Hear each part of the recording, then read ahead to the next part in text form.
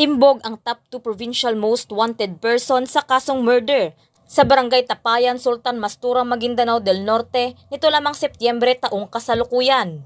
Kinilala ni Police Captain Elmar M. Elarcosa, Chief of Police ng Sultan Mastura Municipal Police Station, ang suspect na si alias Randy, 34 anyos na residente ng Purok 2, Barangay Balut, Sultan Mastura, Maguindanao del Norte.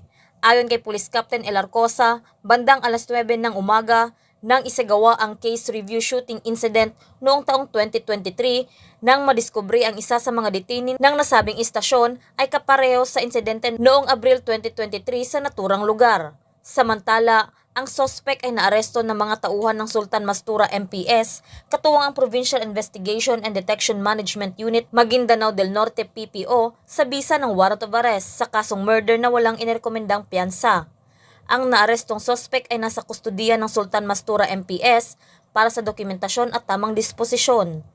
Patuloy naman ang Maguindanao del Norte PNP na mas lalong paiigtingin ang sinumpaang tungkulin kontra kriminalidad upang makamit ang maayos at maunlad na bagong Pilipinas. Mula rito sa reyon ng Bangsamoro, ako ang inyong PNN correspondent, Patrolwoman Judy Ann Alibo, alagad ng batas, tagataguyod ng Balitang Pulis.